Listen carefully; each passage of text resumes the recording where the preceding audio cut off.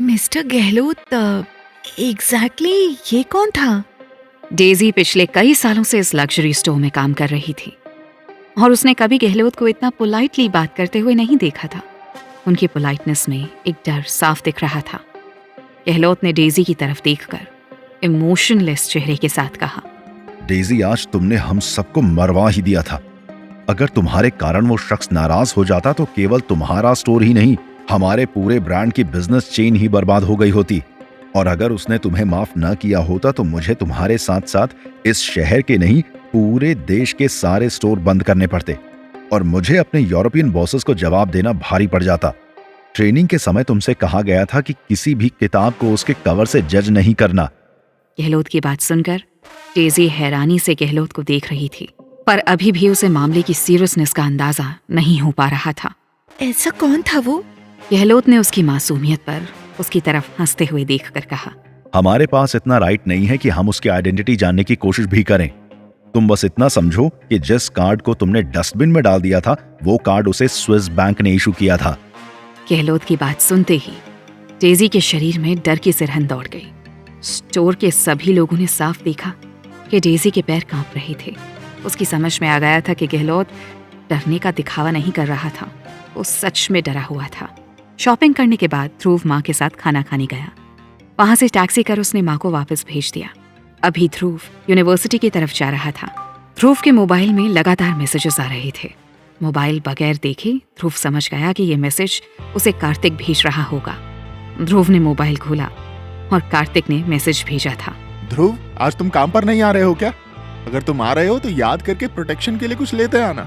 मैंने उससे वादा किया है कि अगर वो मुझे बेडरूम में सेटिस्फाई करेगी तो मैं उसे आज लाइव ब्रॉडकास्ट प्लेटफॉर्म का सबसे बड़ा परफॉर्मर बना दूंगा। अच्छा होगा कि तुम जल्दी से प्रोटेक्शन के लिए कुछ ले आओ।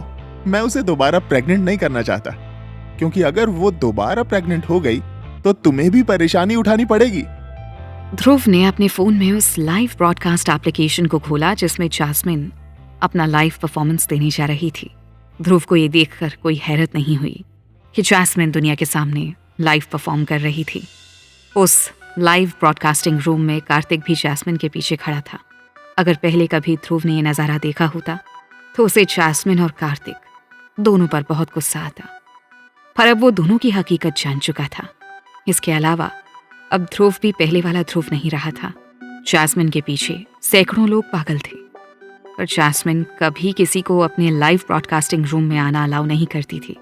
ये हैरानी की बात थी कि कार्तिक जैस्मिन के लाइव ब्रॉडकास्टिंग रूम में मौजूद था और जैस्मिन लाइव अपना बेहुदा परफॉर्मेंस दे रही थी।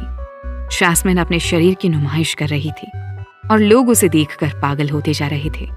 अपनी हॉट परफॉर्मेंस के बाद जैस्मिन मुड़ी और कार्तिक के गले लिपटकर उसे लगातार किस करने लगी।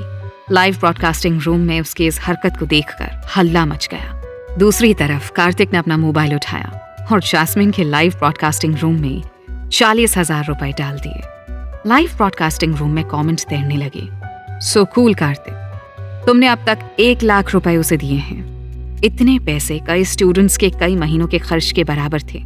दरअसल आज जैस्मिन इस एप्लीकेशन में अपनी रैंकिंग बढ़ाने के लिए ये सब कर रही थी। अगर उसके परफॉर्मेंस को ज्यादा लोग देखेंगे और उस पर पैसों की बारिश करेंगे तो जैस्मिन की रैंकिंग बढ़ जाएगी। इसके अलावा कार्तिक ने उसे फर्स्ट रैंक तक पहुंचाने का वादा किया था। कार्तिक जैसे रईस लड़के के लिए पैसे कोई मायने नहीं रखते थे। कार्तिक, तुम्हें पाकर मैं खुश हूँ। जैस्मिन ने कार्तिक की गोद में बैठते हुए बहुत ही सेडक्टिव आवाज में कहा। उस लाइव ब्रॉडकास्ट प्लेटफॉर्म में जैस्मिन अकेली ऐसी थी जिसे यूनिवर्सिटी स्टूडेंट्स देख सकते थे, और उसमें से ज्यादातर स्टूडेंट्स दिल्ली यूनिवर्सिटी के थे जिनके पास आमतौर पर इतने पैसे नहीं होते थे। इस तरह जैस्मिन जैसी लड़कियों पर पैसे फेंकना सबके बस की बात नहीं थी कि केवल रईस बाप की बिगड़ी औलादों के शौक थे, और ज्यादातर लड़के अगर शो मुफ्त में अवेलेबल हो तो उसे देख लेते थे। अगर सही कहें तो किसी भी मॉडल के परफॉर्मेंस में अगर 80,000 से 1 लाख रुपए तक आ जाएं, तो वो टॉप 10 परफॉर्मर्स की लिस्ट में आसानी से आ जाती थी। पर कार्तिक ने जैस्मिन के लिए 2.5 लाख रुपए एक बार में ही डाल दिए। इससे ये तय था कि जैस्मिन इस हफ्ते की टॉप परफॉर्मर बन जाएगी। हालांकि जैस्मिन ने जब परफॉर्मर रैंकिंग लिस्ट को देखा तो हैरान थी कि उसका नाम टॉप 10 में भी नहीं था। जैस्मिन ने चेक करने के लिए जब सभी परफॉर्मर्स का चार्ट खोला तो देखा किसी ने जैस्मिन को छोड़कर बाकी परफॉर्मर्स पर 5 लाख रुपए डाल दिए थे। जैस्मिन हैरान थी। ये इम्पॉसिबल है। अभी कुछ सेकंड्स पहले जैस्मिन दूसरे नंबर पर थी और अचानक खिसक कर 11वें पायदान पर खिसक गई थी। जैस्मिन को लगा जैसे जरूर सिस्टम में कोई गड़बड़ हुई होगी, पर आज परफॉर्मर का रेट 5 लाख से शुरू हो रहा था। ऐसा आमतौर पर नहीं होता है। कार्तिक, अब हम लोग क्या करेंगे? बाकी सभी के रिवॉर्ड मुझसे ज्यादा है। जैस्मिन कार्तिक से पूछ ही रही थी। कार्तिक ने जैस्मिन को अपनी गोद में बिठाते हुए इशारा किया कि उसे इन सब से कोई फर्क नहीं पड़ता, क्योंकि पूरी यूनिवर्सिटी में उससे ज्यादा पैसे वाला कोई नहीं था। इसके अलावा किसी में इतनी हिम्मत नहीं थी कि कार्तिक से पंगा ले सके। कार्तिक ने जैस्मिन को रिलैक्स करने के लिए कहा, डोंट वरी, मैं अभी तुम्हारी रैंकिंग बढ़ा देता हूँ। इतना कहकर कार्तिक ने जैस्मिन के अकाउंट में सीधे 8 लाख रुपए डाल दिए। इतने पैसों के आते ही जैस्मिन की रैंकिंग एक पल में टॉप 10 में आती दिखने लगी, पर अगले ही पल वापस टॉप 10 से बाहर हो गई, क्योंकि आज टॉप 10 लिस्ट में आने के लिए मिनिमम अमाउंट 15 लाख रुपए थे। हैरानी से कार्तिक ने लाइव ब्रॉडकास्ट रूम खोलकर देखा तो पता चला कि बाकी सभी के अकाउंट्स में एक शख्स पैसे डाल रहा था, जिसका यूजर नेम था एक लूजर और एक चुड़ैल।